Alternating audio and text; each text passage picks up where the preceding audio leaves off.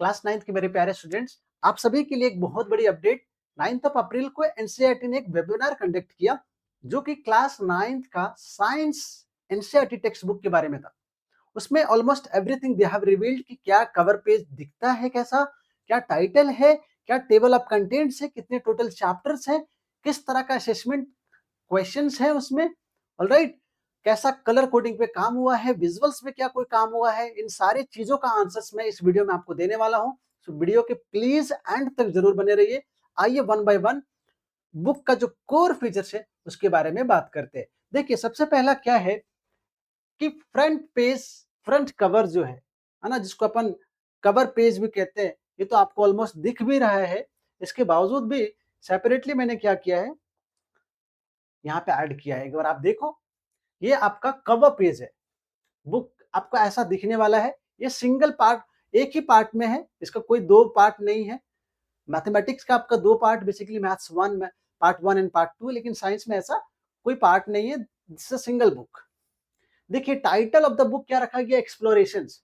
अगर आप क्लास 6, 7, 8 की एनसीईआरटी जो न्यू वाली है, आप उसको पढ़ के आ रहे हो, तो आपको ऑलरेडी मालूम है कि उसका टाइटल क्या है, क्यूरियोसिटी। सो टाइटल पे भी बहुत काम किया गया कि टाइटल क्या रखा जाए, कवर पेज कैसा रखा जाए। एक्सप्लोर का मतलब क्या है, अगर आप सिनोनिम्स देखोगे इंग्लिश में, तो रिसर्च, इन्वेस्टिगेशन, सर्च, है ना। मतलब आपको इस बार क्या करना है, सिर्फ आपको अपने बुक तक लिमिट नहीं रहना है। आपके बुक में कुछ ऐसे क्वेश्चंस हैं, कुछ ऐसे एक्सपेरिमेंट हैं जो कि आपको कंपेल करेंगे कि आप थोड़ा बियॉन्ड भी सोचो, थोड़ा बुक के बाहर भी सोचने की कोशिश करो, थोड़ा एक्सप्लोर करो, right. So in that direction they are working, है ना। इसी वजह से इसका टाइटल जो है एक्सप्लोरेशन रखा गया है। आप दूसरी तरफ देख सकते हो कि क्या है यहाँ पे, न्यूक्लियर पावर प्लांट। आज देखो बहुत सारे कंट्रीज बेसिकली इसका यूज क्या कर रहे हैं, basically they are using to distract, है ना, दूसरे कंट्री को बर्बाद करने के लिए उसका यूज कर रहे हैं, इस्तेमाल कर रहे हैं। पर हमारा जो साइंस है, हमारा जो टेक्स्ट बुक है, ये सिखाता है कि आपको साइंस और सोसाइटी में कैसे ब्रिज करना है, कैसे आपको एक पीसफुल इन्वायरमेंट की तरफ चलना है, कैसे आप जो टेक्नोलॉजी है, जो भी टूल्स एंड टेक्नोलॉजी है, उसका बेहतर के लिए यूज करना, ना कि किसी के नुकसान के लिए। ऑलराइट नाउ, इस तरफ अगर आप देखेंगे तो क्या हो रहा है, बेसिकली यहाँ पे students are performing their activity. Students activity perform कर रहे हैं, at the same time they are also learning. Plant cell यहाँ पे देख सकते हो, स्टूडेंट्स यहाँ पे देख रहे हो, कोई एस्टिमेट भी यूज कर रहे हैं। मतलब इस बार की जो लर्निंग है ना, वो कैसा है, लर्निंग बाय डूइंग। आपको एक्टिविटी परफॉर्म करनी है और फिर वहां से चीजें क्या करना है, सीखना है।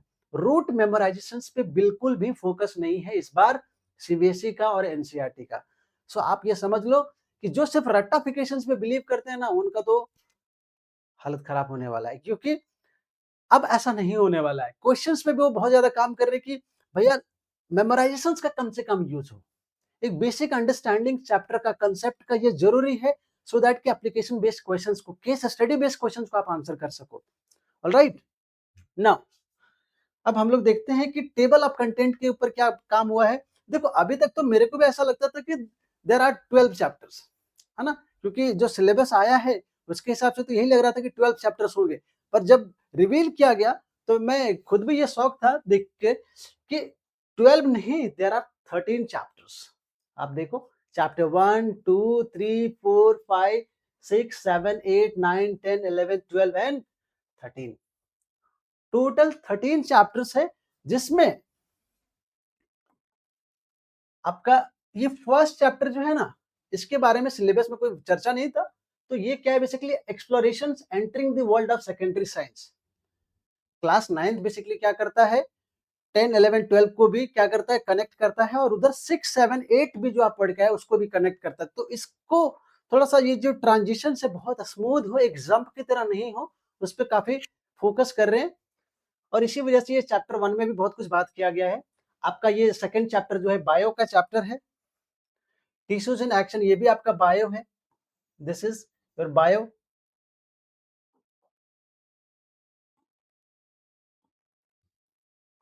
Biology, right. फिर आपका टिश्यूज इन एक्शन, ये भी चैप्टर आपका बायोलॉजी का ही है। डिस्क्राइबिंग मोशन अराउंड अस, ये आपका फिजिक्स है, chapter number 4। This is your physics. Chapter number 5 क्या है बेसिकली? चैप्टर नंबर 5 आपका जो है केमिस्ट्री है। चैप्टर नंबर 7 6 जो है, 6 इज अगेन योर फिजिक्स। 7 भी जो है ना, 6 7 दोनों क्या है? फिजिक्स के हैं, work energy and simple machines, ठीक है। और ये दोनों चैप्टर्स जो हैं, चैप्टर नंबर 8 और 9, राइट, ये दोनों चैप्टर्स जो हैं, ये दोनों क्या है बेसिकली? आपके केमिस्ट्री के हैं।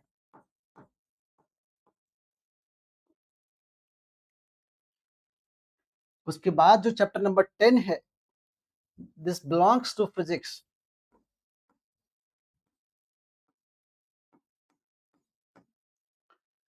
फिर आपका चैप्टर नंबर 11 जो है ना, ये आपका बायो का है।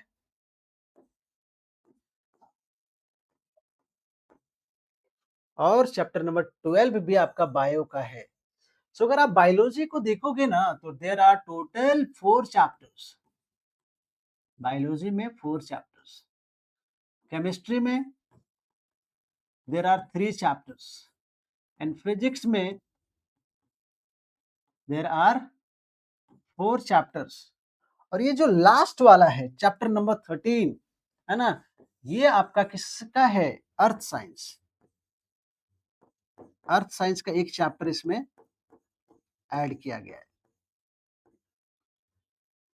अर्थ साइंस का। Okay, there are 1 chapter.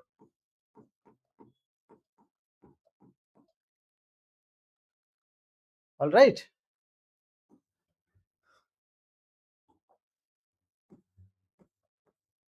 So there are total 13 chapters, ठीक है, जिसमें बायोलॉजी का 4, केमिस्ट्री का 3, फिजिक्स का 4, 4 3 7 प्लस 4 दैट इज 11 एंड 1 जो है आपका अर्थ साइंस का है। और एक चैप्टर जो है वो बेसिकली आपका इंट्रो टाइप का है कि आखिर इस बुक में अपन क्या कुछ करने वाले हैं, उसके बारे में बताया जा रहा है। देखिए, आपको मालूम है कि इस बार के साइंस में क्या किया गया? सिर्फ फिजिक्स केमिस्ट्री बायोलॉजी नहीं है, अर्थ साइंस भी जो चैप्टर है, सब्जेक्ट है, उसको भी इसमें इंक्लूड किया गया है। सो डेफिनेटली इसका भी वेटेज है। ऑलराइट। और अभी तक जो दिख रहा है टेबल ऑफ कंटेंट के हिसाब से, ऐसा लगता है कि 271 पेजेस का बुक होगा। अब देखते हैं कि ये जो आंसर्स है 271 से स्टार्ट है और कितने पेजेस तक दे रखे। सो it is basically single book. Mathematics में जैसे पार्ट 1 पार्ट 2 है ना, लेकिन साइंस में क्या है, सिर्फ एक ही बुक है। तो ये आपका टोटल 13 चैप्टर्स हो गया। All right. नाउ अब हम क्या बात करेंगे? अब मैं आपको बताऊंगा कि बुक के अंदर क्या क्या काम हुआ है। सबसे पहला, हर एक चैप्टर जो आपका स्टार्ट होगा ना, वो कैसा स्टार्ट होगा? थॉट थॉट प्रोवोकिंग इमेज, है ना, मतलब आपको बिगिनिंग में, इस चैप्टर की शुरुआत में भी एक ऐसा इमेज रहेगा जहां पे आपको सोचने के लिए कंपेल कर दिया जाएगा कि आखिर ये इमेज कहना क्या चाह रहा है। So thought provoking image, right. उसके बाद देखिए, इस बार की लर्निंग में पहले से आपको बता रहा हूँ कि लर्निंग कैसा है, लर्निंग बाय डूइंग। मतलब इसको हम लोग कहते हैं बेसिकली एक्सपीरियंशियल लर्निंग। एक्सपीरियंस करेंगे, एक्टिविटी परफॉर्म करेंगे, फिर वहां से सीखेंगे। तो उससे क्या होगा कि आपका मेमोरी में ज्यादा टाइम तक चीजें रिटेन भी रहेगा और आपको ज्यादा मेमोराइज करने की नीड भी नहीं पड़ने वाली है। ऑलराइट। और जो पेज नंबर दिया गया है उस पे भी बहुत काम किया है। वेबिनार में वो बता भी रहे थे कि पेज नंबर लोगों ने क्या किया, मैग्नीफाइंग ग्लास और जो ये जो मैग्नेटिक कंपास होता है उसका यूज करते हुए बताया गया है। और उसके पीछे भी एक लॉजिक है उनका। आप जब बुक देखोगे तो आपको समझ आ जाएगा कि क्या लॉजिक लोगों ने रखा हुआ है basically. Alright. So next, next क्या फीचर है, ये देखिए आप यहाँ पे क्या बात कर रहे हैं। क्या क्या होने वाला है टेक्स्ट बुक के अंदर? Think as a scientist box, है ना। कुछ कुछ बॉक्स के अंदर बना के दिया हुआ है चीजें, और उसमें बोला जा रहा है कि आप साइंटिस्ट की तरह सोचो, आप थोड़ा रिसर्च पॉइंट ऑफ व्यू से इसके बारे में सोचो। ऑलराइट। फिर यहाँ पे देखिए, थ्रेड्स ऑफ क्यूरियोसिटी, इसमें कुछ ऐसे क्वेश्चंस हैं जिसके लिए आपको थोड़ा सोचना पड़ेगा, थोड़ा ज्यादा सोचना पड़ेगा। ऑलराइट। और हो सकता है कि आपको बुक के बाहर भी थोड़ा बहुत आपको हाथ पैर मारना पड़े। ऑलराइट। ओके। नाउ पहले भी टेक्स्ट बुक में ऐसा होता था, जैसे कि ये पुराना एनसीईआरटी टेक्स्ट बुक है, इसमें भी क्या होता है कि आप देख चुके हो कि एक टॉपिक के बाद क्या होता है, कई बार वो कुछ क्वेश्चंस देते हैं, और कई बार तो क्या होता है, कुछ न्यूमेरिकल जो सॉल्व होता है, सॉल्व न्यूमेरिकल प्रॉब्लम्स होते हैं, है ना। तो इस बार के बुक में भी है, वेबिनार में भी यही बात किया गया कि सॉल्व न्यूमेरिकल प्रॉब्लम्स दिए हुए हैं टॉपिक के बिलो में। मान लो कोई टॉपिक डिस्कस हो रहा है और उसको और एक्सप्लेन करना है और थोड़ा क्लियर करना है, तो उसके लिए जो रिलेटेड न्यूमेरिकल प्रॉब्लम है सॉल्व्ड वाला वो दिया हुआ है। क्या अनसॉल्व्ड भी है, ये भी बात करेंगे आने वाली स्लाइड्स में। उसके बाद देखिए, मैं ये बात कर रहा था ब्रिजिंग साइंस एंड सोसाइटी। देखिए, अभी आप पहले वाले में देखे थे क्या, न्यूक्लियर पावर प्लांट, ऑलराइट। इसका देखिए कहना क्या चाह रहे हैं यहाँ पे कि आप जो भी सीख रहे हो उसका पर्पस बेहतर बनाना है वर्ल्ड को, है ना, किसी को हार्म नहीं करना है। क्योंकि बहुत सारे कंट्रीज आज के टाइम में आप देख रहे हो कि न्यूक्लियर पावर का गलत इस्तेमाल कर रही है, राइट। सो हमको अच्छे डायरेक्शंस में सोचना है कि हम न्यूक्लियर पावर से कैसे अपने कंट्री को एनर्जी के रिलेटेड हेल्प कर सकते हैं, क्या कुछ काम हो रहा है न्यूक्लियर पावर प्लांट में। सो और साइंस का हेल्प लेके जो हम सीख रहे हैं उसको रियल वर्ल्ड प्रॉब्लम्स को कैसे सुधार सकते हैं, कैसे हेल्थ सेक्टर में इंप्रूवमेंट लाया जा सकता है, कैसे टूल्स एंड टेक्नोलॉजी में इंप्रूवमेंट लाया जा सकता है, कैसे इन्वायरमेंट को लेके हम एक्शंस ले सकते हैं, चीजें सीख सकते हैं कि भाई साइंस मुझे ये सिखाती है इन्वायरमेंट को प्रिजर्व करने के लिए, इन्वायरमेंट को क्लीन रखने के लिए, और किस तरह का एक्शंस, किस तरह का एक्टिविटी मेरे तरफ से नीड है। तो इन सब चीजें भी बुक्स में सिखाया जा रहा है इस बार। So it is very good, बहुत अच्छा इनिशिएटिव है। और यहाँ पे देखिए थिंकर्स वर्कशॉप, मतलब इस बार क्या कर रहे हैं कि कुछ इंडियन साइंटिस्ट और कुछ इंटरनेशनल साइंटिस्ट जिन्होंने बहुत कंट्रीब्यूट किया है साइंस मैथमेटिक्स में, उनके बारे में थोड़ा बहुत आपको बुक में बीच बीच में मिलेगा, ठीक है। इंडियन भी रहेंगे और इंटरनेशनल भी रहेंगे, उनकी कुछ थोड़ी बायोग्राफी भी दी रहेगी, है ना, और क्या कंट्रीब्यूशन है उनका हमारे कंट्री को लेके, ये सब चीजें भी उसमें बात होगा। सो बहुत अच्छा है इस बार। ओके, नेक्स्ट, जो आपके मन में डाउट हो रहा होगा अभी तक कि सर क्वेश्चंस के बारे में थोड़ा बताइए कि क्वेश्चंस को लेके क्या कुछ तैयारी है बुक्स में। तो देखिए क्वेश्चंस कैसा कैसा रहने वाला है, व्हाट इफ क्वेश्चंस, कुछ सिनेरियो दिया जाएगा, है ना, कि इसको अगर ऐसा एज्यूम करें तो क्या कुछ हो सकता है, क्या इसको हम नेगेटिव पोलैरिटी वाले वायर से कनेक्ट कर देंगे तो क्या कुछ सिनेरियो हो सकता है, इसको पॉजिटिव पोलैरिटी वाले बैटरी टर्मिनल से कनेक्ट करेंगे तो क्यों क्या कुछ सिनेरियो हो सकता है। सो मतलब ऐसा कुछ सिनेरियो बेस्ड क्वेश्चंस भी रहेगा। कुछ क्वेश्चंस ऐसे हैं जो अनआंसर्ड है, मतलब कुछ ऐसे क्वेश्चंस है जिसका साइंस में अभी तक आंसर्स नहीं मिला है, वैसे क्वेश्चंस भी दिए गए ताकि आप भी इसके बारे में सोचो, आप भी थोड़ा रिसर्च करो, देखो क्या आपके पास कोई आंसर मिल के आता है क्या, क्या आप कुछ डायरेक्शन में कुछ सोच पा रहे हो क्या। ऑलराइट नाउ, और चैप्टर के एंड में जिस तरह से समरी होता है ना, यहाँ पे समरी भी रहेगा जिसको वो क्या कह रहे हैं, ग्लैंस, है ना, chapter at a glance, right. उसके बाद कुछ कीवर्ड्स, मान लो कि आप मोशन चैप्टर पढ़ रहे हो, है ना, तो मोशन चैप्टर में डिस्टेंस हो गया, डिस्प्लेसमेंट हो गया, यूनिफॉर्म मोशन हो गया, नॉन यूनिफॉर्म मोशन हो गया, स्पीड हो गया, वेलोसिटी हो गया, ये सब जो कीवर्ड्स है उसका भी एक्सप्लेनेशन चैप्टर के एंड में मिलेगा।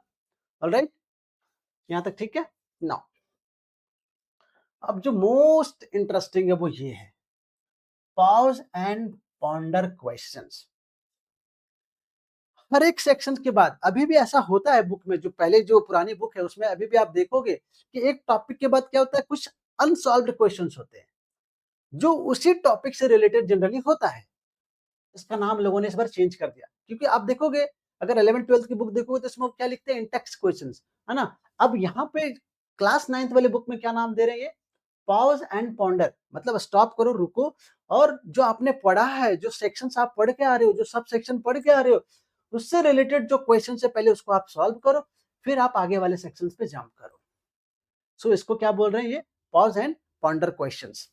इस बार देखो क्या किया जा रहा है कि अगर मान लो आप स्ट्रक्चर ऑफ एटम केमिस्ट्री का बेसिकली टॉपिक है, लेकिन वो ये क्या कह रहे हैं कि देखो एटम सिर्फ केमिस्ट्री तक रिलेटेड क्यों रहेगा, एटम से तो सब कुछ बना है ना, everything is made of atom, right.